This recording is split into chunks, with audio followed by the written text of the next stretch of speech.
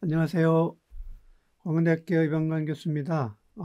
지금부터 2026학년도 광운대학교 논술특강 인문계열 설명을 드리겠습니다.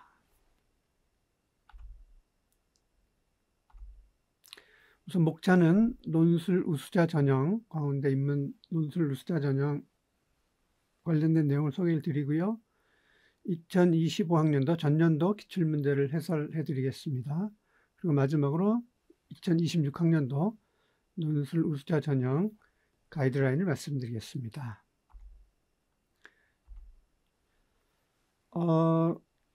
전년도에 비해서 금년도에 전형 요소가 좀 바뀌었습니다.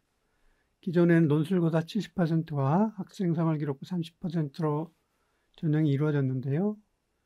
금년부터는 논술고사 80%, 학교 생활기록부가 20%로 구성이 됩니다. 수능 최저 학력 기준 없고요. 자세한 사항은 광운대학교 입학 홈페이지 모집 영역을 참조하시면 되겠습니다. 광운대 인문계열 논술고사의 목적은 건전한 상식을 갖춘 교양인으로서 여러분이 대학생활과 성인생활에 필요한 세 가지 주요 항목들, 이해력, 사고력, 표현력을 배양하도록 유도하고 측정하는 것이 이 목적입니다. 그래서 세 가지의 주요 평가 항목이 있는데요. 첫 번째 이해력입니다. 21세기에 이 수많은 정보, 구성된 21세기 정보화 사회에서 정보 홍수 속에서 여러분이 필요한 핵심적인 정보를 어떻게 포착해내는가, 거기에 대한 비판적인 이해력을 측정하는 것입니다. 두 번째는 그렇게 여러분이 추출해낸 핵심 정보와 논점들을 여러분의 논리 전개에 필요한 내용으로 가공하고 통합하고 정리할 수 있는 그런 능동적인 사고력을 측정하는 것입니다. 그리고 세 번째, 논리적으로 여러분들이 만들어낸 그런 내용들을 설득력 있게 그리고 타인에게 호소력 있게 글로 여러분의 생각을 표현할 수 있는 의사소통 능력, 표현력을 측정하는 것입니다.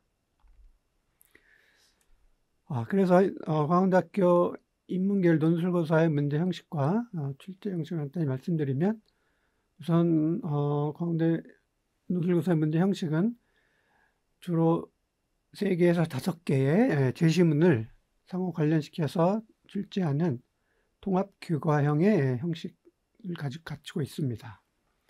2문제가 출제가 되고요. 120분 동안에 여러분이 답을 작성하시면 됩니다. 각 문제당 750자 내외 분량으로 답안을 작성하시면 되고요. 제시문의 범위는 고등학교 교과서 국어과 사회과 도덕과 교과서들로 구성이 됩니다. 국어 헌법과 작문, 독서, 언어와 매체 문학, 통합사회, 경제, 정치와 법, 사회문화, 생활과 윤리, 윤리와 사상 이런 과목들 내에서 출제를 할 거고요. 통계나 그림, 사진 등의 자료도 활용이 가능하겠습니다.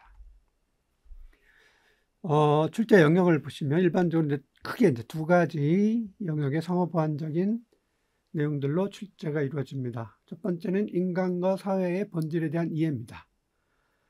역사나 문학, 철학과 같이 동서양의 인문학의 고전적인 그런 영역이죠. 그래서 출제를 해서 인류 사회가 가지고 있는 공통의 어떤 교양이라든지 만고불변의 인문학적인 가치, 그에 대한 여러분의 생각, 심화 가능성을 측정합니다. 두 번째는 현대사회와 향후 변화 전망에 대한 인식을 측정하는 것입니다. 정보의 홍수와 급변한 현대사회, 이런 변화 추세 속에서 최근의 사회적 이슈라든지 시사, 그다음에 사회적인 상식, 이런 영역에서 문제를 출제를 할 거고요. 이를 통해서 현대사회의 다양성과 역동성을 여러분이 얼마나 잘 이해하는지, 유연하게 적응할 수 있는지 이런 것들을 측정할 것입니다. 통계나 그림, 사진 등의 자료를 활용하기도 합니다. 자, 그러면 전년도 2025학년도 기출문제를 말씀드리고 해설해 드리겠습니다. 자, 우선 오전 1번 문제입니다. 자, 오전 1번 문제는 최근에 크게 이슈가 되고 있는 현대사의 어떤 기술, 그다음에 인간 사회를 둘러싼 여러 가지 환경들, 생태 이런 것들이 이제 중요한 관심사로 떠오르고 있는데요. 그래서 이런 인간을 둘러싼 자연과 동물, 생태를 어떤 관점에서 이해할 것이냐, 그리고 인간과 이런 자연과의 관계를 어떻게 우리가 파악할 것인가, 이것과 관련된 문제입니다. 그래서 동물 복지의 기준을 누구의 관점에서 세울 것이냐, 그 다음에 인간과 이 자연과의 관계를 어떤 관점에서, 동물 중심주의냐, 생명 중심주의냐, 혹은 생태 중심주의냐, 혹은 인간 중심주의냐, 다양한 관점이 있는데 이런 관점들을 얼마나 잘 이해하는지 이런 것들을 이제 측정하는 문제입니다. 자, 우선 5개 제시문으로 구성이 되어 있는데 각 제시문의 내용을 간단히 설명을 드리도록 하겠습니다. 우선 제시문은 동물의 권리, 동물의 복지의 사회문화적 관점에 관해서 여러분이 비판적으로 이해할 수 있는지를 묻는 설명한 제시문입니다. 동물의 복지를 생각한다라고 하는 동물 복지의 기준이 누구의 관점에서 세워져야 되는가, 이런 내용들을 다루고 있습니다.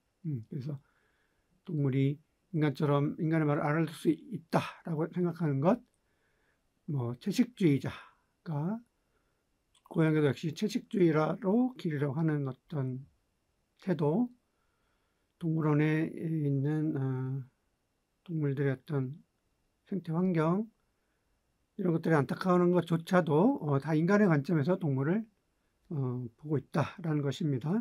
그래서 동물 복지의 기준을 세우는 것은 쉽지 않다라고 하는 내용을 담고 있습니다. 자, 두 번째는 고양이가 기른 다람쥐라고 하는 이제 소설의 일부인데요. 어머니가 다람쥐를 키우는 이런 과정에서 다람쥐가 사람 말을 알아듣는다라고 어머니가 생각하고 다람쥐를 인간의 관점에서 이제 키우는 거죠. 그러다 보니 다람쥐가 야생성을 다 잃어버리고 결국은 죽음에 이르게 됐다라고 하는 내용을 담고 있습니다. 그래서 인간의 관점에서 동물을 이런 바라보는 것에 대한 이런 비판적인 관점을 제시하고 있습니다. 그 다음에 다에서는 자연에 대한 인간의 다양한 관점을 서양의 이런 윤리적인 관점을 토대로 설명하고 있습니다. 그래서 인간 중심주의를 비롯해서 동물 중심주의, 생명 중심주의, 생태 중심주의를 각각 다루고 있습니다. 특별히 이 개체론적 관점은 동물 중심주의와 생명 중심주의로 이루어져 있고요. 그래서 두 관점의 이런 특징이 뭔지, 그래서 동물 중심주의는 인간 중심주의의 편협한 시각에서 벗어나서 도덕 권리와 고려대상을 동물에까지 확대하자라고 하는 관점입니다. 그래서 동물을 인간을 위한 수단으로 취급하면 안 된다라고 하는 내용을 담고 있고요. 생명 중심주의는 조금 더 범위를 넓혀서 모든 생명체에 내재적 가치가 있다라고 하는 것을 이야기하고 있습니다. 그래서 모든 생명체, 동물뿐만 아니라 식물 포함해서 모든 생명체가 상호의존적 체계의 일부다. 그 다음에 생존이나 성장이나 발전, 번식을 추구하는 어떤 목표를 가진 존재다. 그리고 도덕적으로 그래야 된다는 걸 이야기하고 있고요. 자, 그 다음에 생태 중심주의는 동물이나 생명 중심주의의 어떤 개체론적 관점을 비판하면서 인간을 둘러싼 모든 생태계를 다 포함해야 된다라고 하는 전체론적 관점에서 접근하고 있습니다. 그래서 생물뿐만 아니라 무생물도 모두 도덕적 배려의 대상으로 삼아야 한다라고 이야기를 하고 있습니다. 제시문 라는 이규보의 슬견설 문학 이런 작품이죠. 나오는 나그네와 나의 이제 대화 내용인데요. 나그네와 나가 동물을 대하는 입장의 차이가 어떻게 있는지를 다루고 있습니다. 그래서 나그네는 동물에 대한 이런 애틋한 이런 심경을 얘기하고 있고요. 여기서 주인공 나는 이라고 하는 미물까지도 포함해야 된다. 그래서 도덕적 대상으로 바라보아야 한다라는 관점이죠. 대신은 많은 박목월 시인의 산이 날 에워싸고라고 하는 시를 제시문으로 보여주고 있습니다. 시인의 어떤 자연관, 윤리관을 다루고 있는데요. 산이라든지 금음달 이런 무생물까지도 인간의 환경을 둘러싼 전체론적인 관점에서 이 무생물도 도덕적 배려의 대상으로 고려를 해야 된다. 전체론적 관점을 이야기하고 있습니다. 그래서 잠시 다시 문제로 돌아가면 나를 참고해서 여기서 나는 아까 보신 것처럼 고혁이는 다람쥐라고 이제 소설 일부죠. 이 내용을 참고해서 기억, 동물복지를 누구의 기준으로 세워야 되느냐, 어머니냐 혹은 다람쥐라고는 동물 기준이냐 이런 관점이죠. 그다음에 니은에 대해서는 이제 개체론적 관점이죠. 동물 중심주의와 생명 중심주의를 나의 두 입장, 이규배의 설련설에 나오는 나그네 나의 입장에서 설명을 하고, 마의 관점, 박목월의 시, 산이날 에워싸고의 관점을 다의 여러 가지 이제 자연에 대한 관점이 있는데요. 그 관점 중에서 마의 관점을 설명을 하라라고 하는 것입니다. 그래서 마의 관점은 전체론적 관점이니까 생태 중심주의로 서술을 해야 되겠죠. 자, 그래서 술제 의도는 다시 잠깐 설명을 드리면 아까 서두에 말씀드렸습니다만 이런 기술의 발전과 더불어서 인간을 둘러싼 환경, 생태, 자연의 중요성이 매우 관심사 떠오르고 있다. 그래서 국어, 도덕, 사회과에 각각 이런 자연과 환경에 대한 어떤 관점, 윤리적 관점, 다양한 관점들을 우리가 이해하고 이것들을 어떻게 환경에 대한, 자연에 대한 관점으로 우리가 이해할 것이냐. 그래서 다양한 문학 작품들, 여러 가지 서양의 윤리관들 이런 내용들을 동시에 복합 통합적으로 이해하는 그런 내용을 측정하고자 출제했습니다. 그래서 본문들을 통해서 자연 및 생태 관련 문제의 핵심 개념을 잘 이해하고 주적인 사고와 비판의식에 근거해서 이런 문제의 대응방을 어떻게 이해해야 되는가, 자연을 대하는 관점을 동서양의 자연과 윤리관 비교 대조하고 그 관점들을 종합적으로 평가하는 것이 이제 문제 출제 의도입니다. 대신문은 국어, 독서, 문학, 생활과 윤리, 통합사회 골고루 출제가 됐습니다. 문항에서는 이미 앞에서 대체로 설명을 드렸기 때문에 요거 내용들은 참조하시기 바랍니다. 자, 그러면 채점 가이드라인 말씀드리겠습니다. 기억, 동물복지의 기준을 세우는 일에 관해서 나의 내용, 어머니와 다람쥐죠. 나의 내용을 참고해서 서술했을 때 최대 15점입니다. 동물복지에서 동물의 관점을 강조하는 점이 이제 포함될 때 최대 5점이고요. 동물의 요구나 관점을 어머니와 다람쥐 예를 들어 설명할 때 동물복지의 기준을 세우기 어렵다는 점을, 그 다음에 인간의 관점을 비판한 내용 이런 것들을 담으면 최대 5점입니다. 예시답안의 첫 번째 단락 참조하시고 키워드, 이런 키워드들이 들어가면 좋은 점수를 받을 수 있겠죠. 그다음에 두 번째 니은 개체론적 관점, 동물 중심주의와 생명 중심주의죠. 이 관점을 다해서 찾아서 라의 나그네와 나 입장에 대해서 적절히 설명할 때 최대 20점입니다.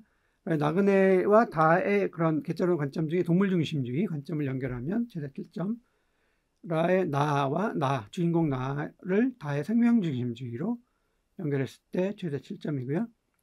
나그네와 관련돼서 종우우월주의나 동물의 위계 언급하거나 나그네 나가 가진 개체론적 관점, 그죠? 동물 중심주와 생명 중심주의의 공통점을 서술했을 때 최대 6점이 되겠죠. 24번의 두 번째 단락 참조하시고 키워드 참조하시기 바랍니다. 자, 그 다음에 박목월 시인의 산이 날 에워싸고의 자연 친화적인 태도를 다의 여러 관점 중에 생태 중심주의 또는 전체론적 관점 연결해서 서술했을 때 최대 10점입니다.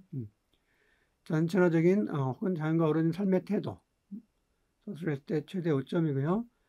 작품에서 무생물이죠. 뭐 산이라든지 금음달 이런 무생물의 소재를 예로 들어서 생태 중심주의와 전체론적 관점을 설명했을 때 최대 5점이고요. 24번의 세 번째 단락 참조하시고 키워드 참조하시기 바랍니다. 비문이 없거나 맞춤법에 맞고 전체적인 글의 흐름이 부드러울 때 최대 5점입니다. 유의사항 참조하시고요. 글자 수 750자 플러스 마이너스 50이기 때문에 이 글자 수도 잘 맞춰주셔야 합니다. 모범 답안 참조해 주시기 바랍니다.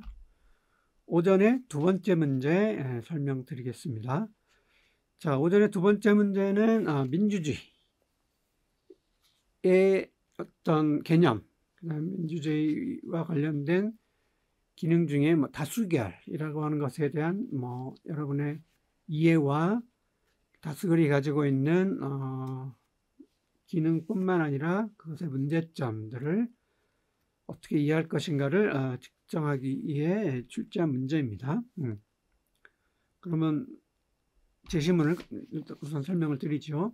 제시문은 모두 5개로 또 이루어져 있고요. 제시문가는 조정래 태백산맥의 이제 일부입니다.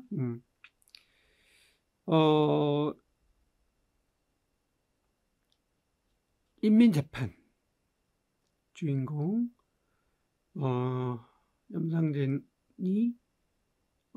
경찰 습격해서 학병으로 참여해서 돌아온 김범우를 이제 피신하도록 권유하는 내용이고요. 그 지주의 아버지, 지주인 그 아버지죠. 김사용에 대한 인민재판이 열리는 상황입니다. 그래서 여러 가지 이제 이 사람의 일들을 호소하면서 숙청에서 빼야 된다. 김사용은 그 이유를 설명하면서 그 인민재판위원장이 이 사람을 재판에 넘길 것이냐 말 것이냐를 군중들로 하여금 이제 다수결에서 결정하도록 이제 그런 내용을 담고 있는 그런 제시문입니다. 기억 요 밑줄 친 내용을 잘 참조하시고요. 다음 제시문 나는 정치의 기능과 과정 설명하고요. 특별히 여러 가지 이제 정치의 양태가 있는데요. 뭐 전제정치, 과도정치, 귀족정치, 민주정치가 있는데 그중에 이제 민주주의 정치가 뭐냐에 대한 개념 설명과 더불어서 민주주의가 어떤 문제를 해결하는 과정에서 해결 방안을 표현하고 여러 기구가 시행하고 평가하고 합리적으로 합의를 끌어내고 이런 방법들을 동원하는데 이런 설득이나 토론 과정에서 합의에 이르지 못했을 때 다수결이라고 하는 의사결정 방법이 있다 라는 내용을 담고 있습니다. 그래서 민주주의가 곧 다수결이라고 하는 잘못된 이해를 염두에 둘 필요가 있다라는 내용을 이제 제시하고 있습니다. 제시문 단은 다수결의 어떤 절차적 합리성을 설명하고 있지만 그것이 꼭 결과의 합리성으로만 이어지지 않는다. 그래서 다수결이 갖고 있는 이제 이런 문제점, 특히 플라톤이 얘기한 철인 정치, 문제 해결의 주체가 어떻습니까? 절제 미덕을 갖춘 사람, 합리적인 생각을 갖춘 사람, 이 문제결의 주체가 되어야 되는데 그렇지 않은 경우가 있다는 거죠. 그래서 일종의 중후정치, 어리석은 사람들이 다수결을 이끌어낼 때 문제가 나타난다라고 하는 중후정치를 비판을 하고 있죠. 그래서 일정 수준의 지식이나 어떤 합리성을 갖춰야 되는데 그렇지 못한 사람들이 구성원들이 다수결에 참여할 때 절차 자체는 합리적일지 모르지만 결과 합리성을 보장하지 않는다는 걸 이야기하고 있고요. 특히 이제 히틀러가 압도적 지지를 받아서 총통이 됐지만 그 사람이 행한 이런 엄청난 유태인 학살의 이런 사례는 최악의 독재를 가져왔죠. 제시문란은 이제 공리주의 관점에서 최대 다수의 최대 행복 이런 공리주의 원칙을 얘기하고 있지만 다수의 독재로 이어질 수 있다라는 점을 이야기하고 있습니다. 다수의 횡포, 다수의 독재로 이어질 수 있다라는 거죠. 그래서 다수의 어떤 의사결정은 소수의 어떤 권익이나 가치를 수용하는 관점에서 다수결이 이루어져야 되는데 그렇지 않다는 거죠. 소수의 희생을 통해서 다수가 이익을 취하는 강압적인 형태의 어떤 과정이 있을 수 있다라는 거죠. 그래서 다수의 폭군이나 독재자가 소수 집단을 억압할 수 있다. 특히 영화 덩케르트에 나오는 것처럼 이 연합군 중에 그죠? 배안의 다수를 차지한 영국군이 배의 무게를 줄이기 위해서 프랑스 군인을 쫓아내는 이런 결정을 하게 될 때 다수의 횡포가 나타날 수 있다는 걸 이야기하고 있습니다. 그다음 제시문만은 모든 사람들이 정치에 이제 참여하는 것이 바람직하지만 일부 구성원이 정치에 참여하지 못하게 되는 제한적인 그런 정치 참여의 제한이 문제를 가져올 수 있다는 겁니다. 예를 들면 고대 아테네에서 성인 남성만 민회에 참여할 수 있고 여성, 노예, 외국인들은 참여를 하지 못했죠. 그래서 여성, 노인, 외국인이 다수일 경우에 성인 남성인 소수가 의사결정을 하게 되면 이것이 소수가 다수를 그죠? 지배하게 되는 지배하는 자와 지배당한 자 일치가 이루어지지 않는 이런 현상이 나타날 수 있다는 거죠. 남아프리카도 마찬가지입니다. 다수를 이룬 흑인 유색 인종이 소수의 백인인 소수의 지배를 받을 때 이것이 문제를 가져올 수 있다라는 겁니다. 그래서 개인이나 집단의 이익은 공동체 이익과 조화를 이루어야 된다. 그리고 다수가 침묵하거나 무관심할 때 이것 역시 다수의 이익이 침해가 된다라는 내용을 서술하고 있습니다. 그래서 문제를 다시 보면 아까 그 인민재판 조정래 태백산맥의 그 다수결 방식이죠. 인민재판의 그 방식이 나의 민주주의 체제에서의 다수결로 이루어지고 있다는 내용을 설명하면 되고요. 그 다음에 그런 인민재판에서 하는 일종의 다수결의 방식이 갖는 문제점들을 아까 설명드린 다라마에서 각각 찾아서 서술하는 것입니다. 오케이. 그래서 출제의도 다시 한번 설명드리면 이런 다양한 정치제도 중에 이런 민주주의가 갖는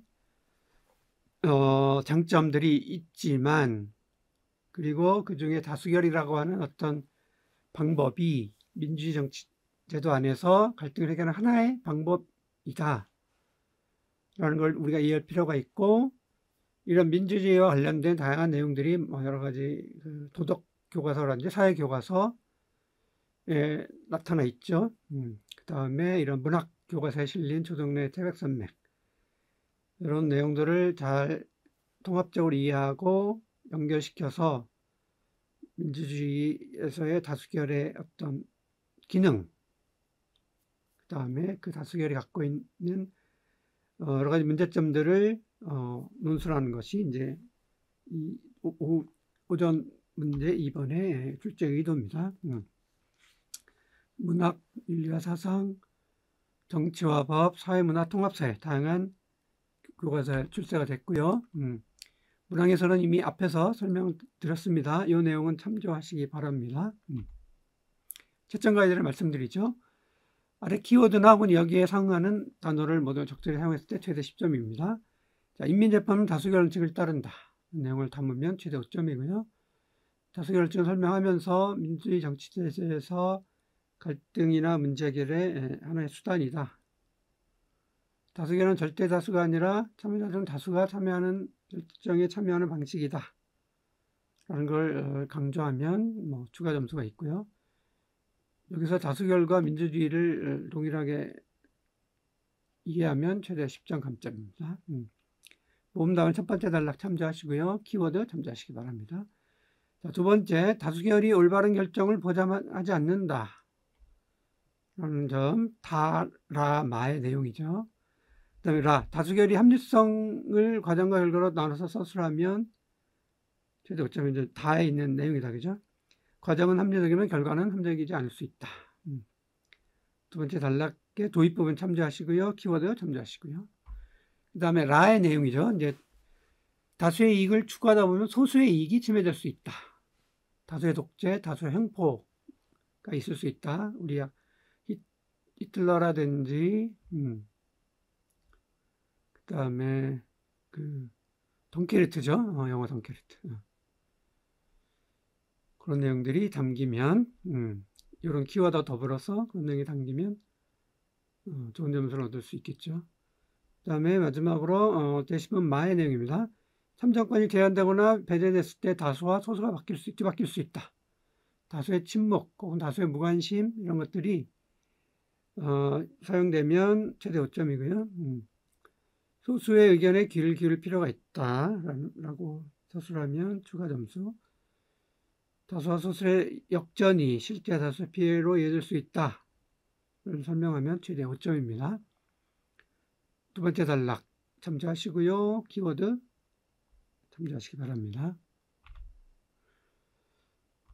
자, 모범 답안 제시가 되어 있으니까 본인이 작성한 답안과 어떻게 차이가 있는지 한번 확인해 보시기 바랍니다. 자, 다음은 오후 1번 문제로 넘어가겠습니다. 자, 오후 1번은 최근에 큰 이슈로 우리나라에서도 일어나고 있는 세계화 속에서 다문화 현상이 많죠. 해외 구직이라든지 국제 결혼 이런 것들로 인해서 국가 간의 인구 이동이 활발해지면서 다문화 사회 변화가 심화되고 있습니다. 그래서 다문화 사회는 여러 가지 긍정적인 측면도 있지만 문화 융합이라든지 이런 경제적인 어떤 성장 이런 것도 관련해 있지만 여전히 또 부정적인 측면, 갈등과 사회 문제가 있죠. 갈등과 차별 문제들이 제기가 되고 있는데 그래서 이런 문화 간의 다문화 사회 속에서 문화 간의 어떤 갈등 현상을 우리가 어떻게 이해할 것인가 그런 내용을 이제 측정하고자 합니다.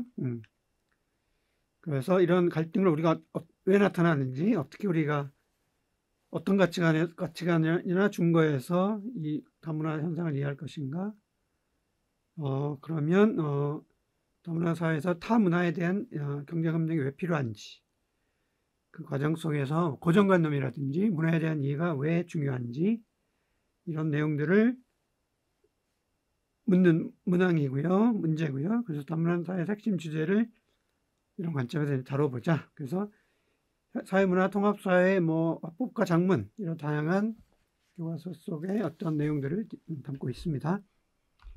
제시문 5가지 우선 설명을 드리겠습니다.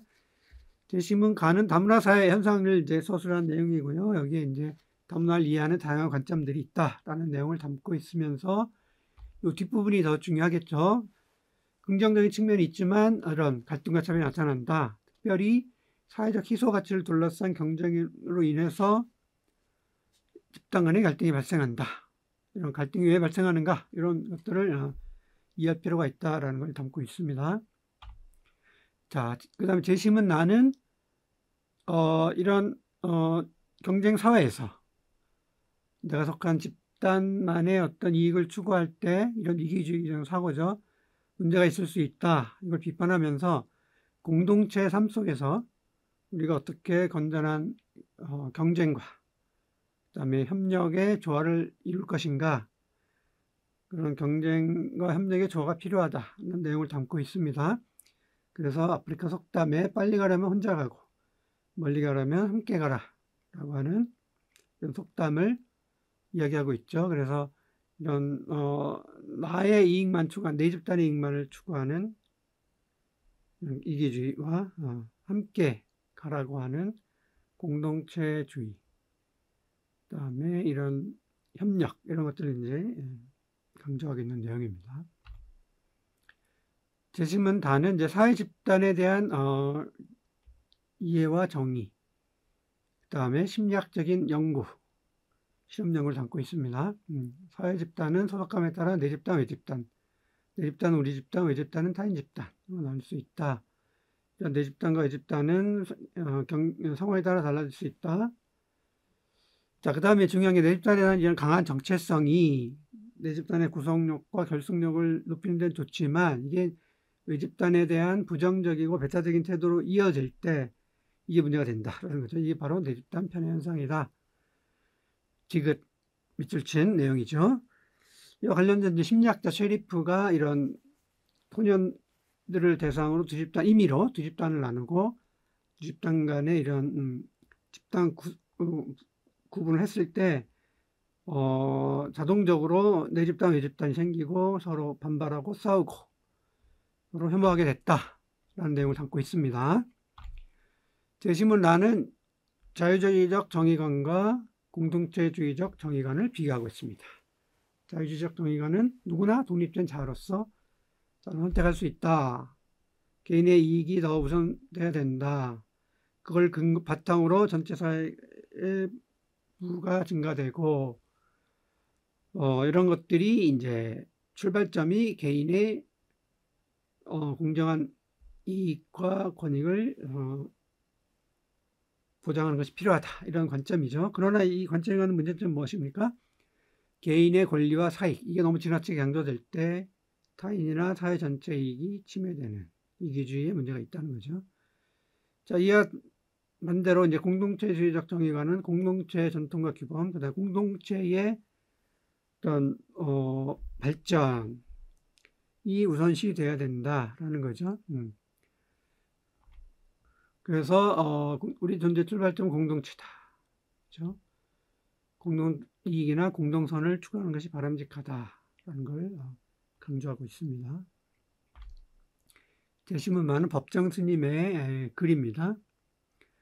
스님은 일상의 어떤 대상을 우리가 대할 때 우리가 고정관념과 자신만의 선입견을 가지고 대하는 경우가 많다.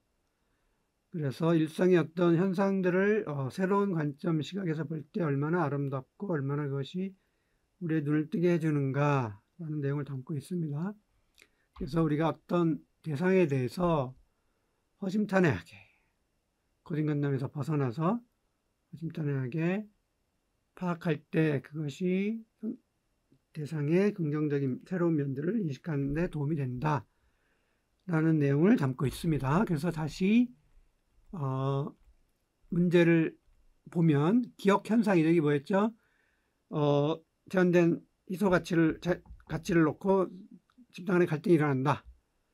이런 현상에 대해서 다는 뭐였죠? 내 집단, 외 집단, 그 다음에 심리학자 셰리프의 실험, 이런 내용들을 활용해서 이제 그 현상을 설명하라는 거고요. 니는 내 집단 편화 현상이죠. 라의 두 관점 뭐였죠? 개인주의적 관점과 공동체주의적. 니는 저거였죠. 빨리 가려면 혼자 가고 멀리 가려면 함께 가라. 요거였다. 그죠? 그래서 요 내용을 라에서 얘기한 두 관점이죠. 개인주의적 관점과 공동체주의적 정의관에서 대비시켜서 설명을 하라는 거죠. 빨리 가려면 이건 개인주의적 정의관이죠. 그죠? 혼자 가라 하는 거죠. 그렇지만 함께 갈 필요가 있다. 그죠? 멀리 가려면 함께 가야 된다. 이게 이제 공동체주의적 정의관과 연결이 되겠죠. 그다음에 나와 마를 토대로 디귿이 아까 얘기했던 이제 대입단 편현상이죠. 그죠? 그래서 나의 내용과 마의 내용을 잘 활용하라. 라는 것입니다. 자, 다시 출제의도 아까 이미 앞에서 말씀을 드렸습니다. 이런 다문화 사회에서 집단 간의 갈등 이런 현상들을 우리가 이해하고 그 원인이 뭔지, 그다음에 이걸 우리가 어떤 관점에서 보고 이해해야 되는가, 그게 왜 필요한가 라는 내용, 이런 내용들을 통합사회 생활과 윤리, 헌법과 장문 이런 내용들 여기 담겨 있는 발제문 5개 발제문을 통해서 이런 다양한 관점들을 이해하고 논술하는 능력을 측정하기 위해서 출제했습니다. 참고하시고요. 7처 문항에서는 이미 앞에서 설명드렸으니까 이 내용들 참조하시기 바랍니다. 자, 채점 가이드라인 말씀드립니다. 기억, 다문화 사회에서 사회적 희소 가치를 놓고 경쟁으로 인한 집단의 갈등이 나타난다. 이 현상을 다의 내 집단의 집단, 다른 집단 정체성, 적대감, 그리고 심리학 연구를 충분히 활용했을 때 최대 10점이죠. 소년 캠프 실험 상황과 그게 뭘 의미하는가를 설명했을 때 최대 5점이고요. 내 집단의 공동체 의식, 내 집단에 대한 이질감과 적대 의식, 이런 것들이 원인이다라는 걸 설명하면 최대 5점이죠. 모음 답안의 첫 번째 단락 참조하시고 키워드 참조하시기 바랍니다. 자, 두 번째, 빨리 가라면 혼자 가고 멀리 가라면 함께 가라. 이 속담의 의미를 나의 자유주의적 관점 정의관, 그 다음에 공동체주의적 정의관이죠. 자유주의적 정의관은 이제 개인주의 혹은 이기주의와 관련이 있다라고 앞에 설명을 했죠. 그 다음에 이제 공동체주의적 정의관은 공동체의 공동선, 공동체의 가치를 우선시해야 된다. 이기 때문에 멀리 가려면 함께 가라와 매칭이 되겠죠. 모음 답안의 두 번째 단락 참조하시고 키워드 참조하시고요. 세 번째, 다에서 제시한 내 집단 편의 현상에 대해서 이를 극복하는 방안을 나에서 경쟁과 협력의 조화를 주장했었죠. 마에서는 고정관념에서 벗어나서 열린 마음과 눈으로 심탄하게 상대를 보자. 법정스님의 글. 이 두 가지 내용을 잘 활용했을 때 최대 20점입니다. 자, 나에서 내 집단이 경쟁 도구를 삼을 때 우리 사회가 외받는다. 그 다음에 경쟁과 협력을 통해서 내 집단과 조화를 이루자. 뭐 이런 내용을 담았으면 10점이고요. 최대. 그 다음에 마에서 고정관념 벗어나고 선입견에서 벗어나서 열린 마음으로 상대를 받아들이자. 이렇게 설명했을 때 10점입니다. 세 번째 단락 키워드 참조하시고요. 모음 답안 비교해 가면서 한번 본인의 답안을 한번 검토해 보시기 바랍니다. 자, 마지막 오후 두 번째 문제입니다. 자, 오후 두 번째 문제는 이것도 역시 우리 최근에 크게 이슈가 되고 있는 저출산, 그다음에 고령화 이런 사회 문제를 다루고 있습니다. 이런 저출산과 고령화는 뭐 개별적인 이슈가 아니고 굉장히 연결성이 있는 그런 이슈이고요. 심각하게 우리 경제 성장과 우리 사회 불이익을 가져오고 있다라는 거죠. 자, 그래서 이 저출산 고령화가 왜 문제인가를 이제 짚어봐야 될 거고요. 그럼 저출산과 고령화를 우리 해결하기 위해서 어떤 정책이 필요한지 분석할 필요가 있죠. 자, 이와 더불어서 저출산 문제와 더불어서 헌법에서 보장하고 있는 개인의 어떤 자아실현에 있어서 개인의 행복 추구권, 개인의 이익과 가치 이게 이제 보장이 돼야 되는데 출산율을 높이자는 것이 과연 이런 헌법의 행복추구권과 어떤 관련이 있는가, 이런 문제를 다뤄보려고 출제가 됐고요. 그 다음에 이제 마지막에 생태 발자국, 이제 지구 환경 문제죠. 자원 문제, 식량 문제, 물 문제, 이런 뭐 온난화 문제, 이런 환경 문제, 어떤 지구의 전지구적 문제와 더불어서 저출산과 고령화를 해결하는 이런 문제가 이런 전지구적인 이런 지구의 문제와 어떤 관련이 있는지도 종합적으로 사고할 수 있도록 문제를 출제를 한 것입니다. 자, 그럼 제시문을 각각 좀 살펴보도록 하죠. 우선 제시문 가는 이제 저출산과 고령화가 왜 문제인지, 사회 문제를 어떤 문제를 가져오는지 설명하고 있습니다. 이런 저출산은 생산 가능 인구가 줄고 국가 경쟁력이 떨어지고, 그 다음에 부양 능력 가진 인구가 줄어드니까 부양 부담이 증가하겠죠. 경쟁력 저하를 가져올 거다. 그 다음에 고령화도 마찬가지죠. 저출산이 곧 고령화와 깊은 관련이 있다 라는 것을 이제 설명하고 있습니다. 제시문 나는 저출산과 고령화에 대한 정책적인 해결책을 제안하고 있어요. 정책적으로 출산율을 어떻게 높일 것이냐, 자녀 양육 부담을 줄여야 된다, 각종 제도와 사회적 인식을 바꿔야 된다 등등. 그 다음에 청년들로 하여금 일자리, 주거 문제를 해결해 줘야 된다 라는 내용을 담고 있습니다. 그 다음에 밑줄친 니은은 고령화에 대한 적절한 대책. 고령화도 마찬가지죠. 고령들이 연령층이 일할 수 있는 친화적인 사업, 그죠? 기초연금, 노후 보장 제도 이런 게 필요하다. 돌봄 서비스, 삶의 질을 높여야 된다. 이런 내용을 담고 있습니다. 제시문 다는 우리는 헌법 제10조죠. 인간의 존엄과 가치, 행복 추구권을 분명히 제시하고 있다라는 내용을 담고 있고, 이것이 우리의 헌법이 추구하는 최고의 원리이다. 그래서 개인이 자아실현이라고 하는 어떤 관점에서 행복을 추구할 수 있도록 해야 되는 게 매우 중요하다. 그래서 과연 어떤 삶이 행복한 삶인가 라는 관점에서 저출산과 그다음에 고령화 이런 문제도 이런 관점에서 한번 검토를 해봐야 된다 라는 내용을 담고 있습니다. 그래서 그것이 어떤 정책이나 어떤 대응책이 자아실현과 맞다면 그게 바람직하지만, 그렇지 않다면 개개인들이 과연 그런 정책이나 이런 것들에 동의하고 수행할 것인가, 그렇지 않을 수 있다라는 내용을 담고 있습니다.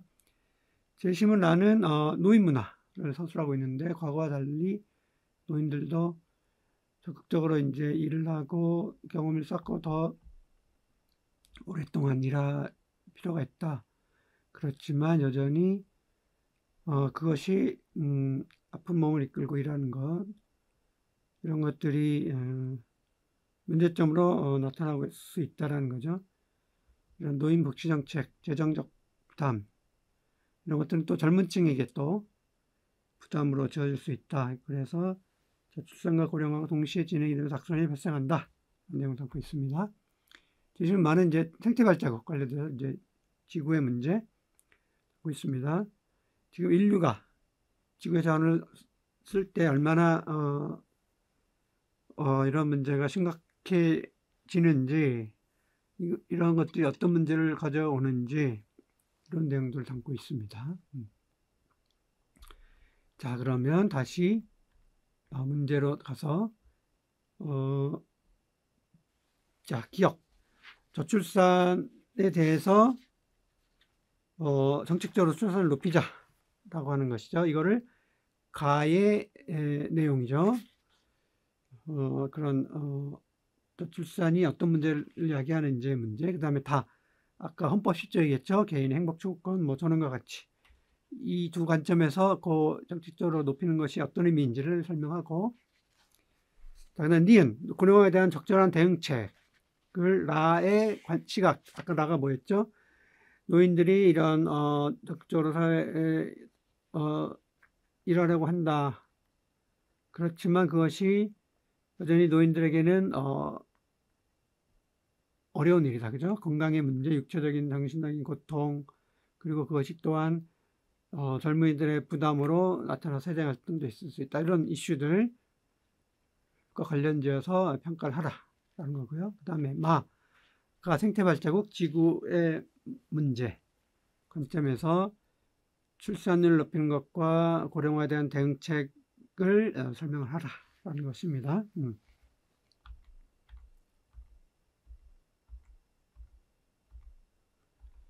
자, 출제에도 앞서 이미 말씀드렸습니다. 그래서 이런 저출산과 고령화의 중요한 심각한 문제를 우리가 어떻게 원인과 현상을 어떻게 이해할 것인가, 그 다음에 뭐 헌법 10조 얘기도 나오고, 그 다음에 생태 발자국 얘기도 나오고요. 다양한 관점에서 그 저출산과 고령화 문제를 다양한 관점에서 통합적으로 이해하자 라는 것을 측정하기 위해서 출제가 됐습니다. 재심 출처 검토 참조하시고요. 문항해설 앞에 말씀드렸습니다. 참조하시기 바랍니다. 자, 채점 가이드라인 말씀드릴게요. 기억을 가에 연결해 원인을 서술하고 저출산의 원인, 그 다음에 다와 연결해서 출산율 증가가 왜 어려운가, 서술했을 때 최대 15점이나 국가적 관점에서 필요한 이유 가에서 서술해야 되고요. 그 다음에 국가적 정책과 대비되는 개인의 관점, 이제 이게 행복조건, 자신의 관점에서 이건 선택의 문제다 라는 걸 서술을 해야 되겠죠. 모은 다음에 첫 번째 단락 참조하시고 키워드 참조하시기 바랍니다.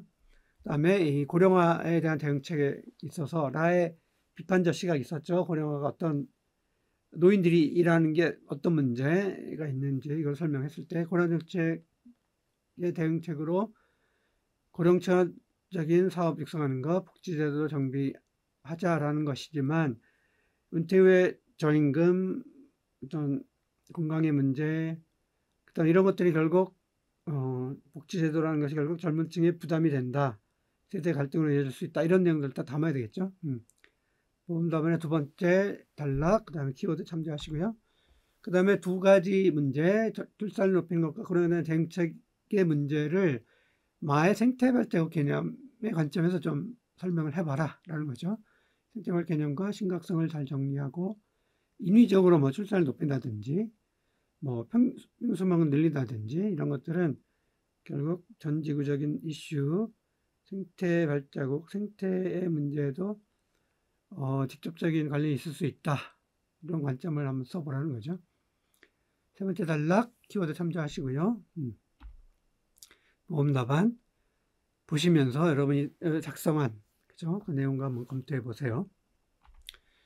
자, 이상 기출문제 설명드렸고요. 이제 세 번째 2026학년도 논술 우수자 전형에 대비해서 가이드라인을 말씀드리겠습니다. 자, 앞서 이미 말씀드렸습니다만 광운대 인문사회 논술고사의 목적은 미래지향성과 개방적 사고력을 평가하는 것입니다. 앞서 기출문제에서 보셨지만 우리 사회의 다양한 문제, 최신의 문제들, 이슈들이 있죠. 이런 문제들을 우리가 어떻게 이해하고 해결할 것인가. 이건 결국 장래 사회에 우리 사회의 어떤 건전한 발전과도 연결이 되겠죠. 그래서 미래지향성, 그 다음에 다양한 관점, 인문학적인 관점뿐만 아니라 동사의 어떤 윤리관이라든지 사회에 대한 관점들, 다양한 관점들을 연결시켜서 이해하겠죠. 자, 두 번째, 복합적 문제 해결 능력을 또 평가하죠. 앞서 제시문들이 보면 뭐 도덕 교과서, 사회 교과서, 국어 교과서 다양한 출처에서 문제가 제시가 되죠. 그래서 이 제시문들의 다양성을 볼 때 굉장히 복합적인 문제 해결 능력을 요구한다라는 것입니다. 그다음에 논리적이고 설득력 있는 의사소통 능력. 여러분이 잘 문제를 이해하고 논점을 잘 찾았더라도 이걸 어떻게 전달할 것인가, 표현할 것인가 중요한 이슈겠죠. 중요한 문제겠죠. 그래서 750자 내외에 여러분의 이런 생각과 논리를 담아내는 능력, 이게 매우 중요하다라는 것입니다. 평가 기준, 제시문제에 대한 기본적인 이해가 필요하겠죠. 그죠? 뭐 문학 작품부터 고전의 어떤 윤리관, 철학 관점 이런 것들에 대해서 기본적인 이해가 좀 필요하겠죠, 그죠? 그다음에 이거를 논리적으로 비판해야 됩니다. 다양한 관점들을 연결했을 때 여러 관점에서 해당 내용, 제시문의 내용을 어떻게 비판할 것인가, 사회 문제를 어떻게 비판할 것인가, 이게 매우 중요하겠죠. 문제 해결을 해야 되겠죠, 그죠? 그래서 많은 앞선 문제들이 대체로 요구하는 것이 해결 방안, 극복 방안 이런 것들을 요구합니다. 그래서 문제 해결 능력도 갖출 필요가 있습니다. 그 다음에 이제 마지막 의사 표현 능력, 그죠? 설득력 있게 논리를 전개하고 서술하는 것 필요하겠죠.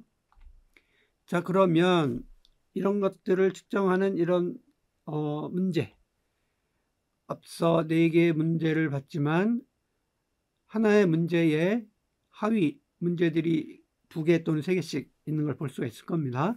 그래서 출제 의도를 정확히 파악해야 돼요. 그 다음에 제시문의 정보에 근거해서 답안을 작성해야 됩니다. 제시문 안에 담겨있는 내용을 충분히 100% 활용해서 답안을 작성할 필요가 있고요. 그 다음에 논리적이면서 명료하게 답안을 작성을 해야 되겠죠. 자, 그러면 여러분이 이런 논술 문제를 풀기 위해서는 무엇이 필요하냐? 풍부하고 다양한 독서 경험이 필요합니다. 사회, 도덕, 문학, 국어 이런 다양한 교과서에 다양한 글들이 담겨 있죠, 그죠? 교과서에 담겨 있는 이런 다양한 내용들을 여러분이 충분히 숙지하고요. 더불어서 관련 책들, 독서 할 필요가 있겠죠, 그죠? 참고 교재를 독서를 통해서 풍부한 그리고 다양한 관점들을 여러분이 좀 가지고 있으면 좋겠죠. 그 다음에 단편적인 지식보다는 폭넓은 이해력과 사고력을 함양할 필요가 있습니다. 논술의 가장 핵심적인 특정 지표이면서 목적이죠. 다양한 이해력과 통합적인 사고력이 필요하죠. 그 다음에 글쓰기 매우 중요하겠죠. 그죠? 그래서 여러분이 이런 기출문제를 풀어보면서 예상 문제를 여러분이 풀어보면서 제한된 시간 내에 글을 얼마나 잘 정리해서 쓰느냐, 이것이 매우 중요합니다. 자, 여러분 이상으로 광운대학교 인문계열 논술 관련돼서 설명을 드렸습니다. 광운대학교 논술에 관심이 있거나 또는 논술을 대비하고 있는 학생 여러분, 광운대는 아까 보신 것처럼 다양한 관점에서 다양한 제시문을 통합적으로 이해하는 통합교과형의 문제를 다루고 있습니다. 이런 형식은 대체로 크게 변하지 않습니다. 그래서 여러분이 광운대 기출문제를 잘 풀어보시고 내용들을 보시면서 광운대는 이런 내용들을 이런 형식으로 풀도록 요구하고 있구나, 이런 좀 이해를 가지시고 앞서 말씀드린 것처럼 이런 풍부한 독서와 더불어서 이해력과 비판적인 사고력, 통합력, 그 다음에 글쓰기 능력 이런 것들을 배행해 가면서 논술고사에 대비해 주시기 바랍니다. 이상입니다. 감사합니다.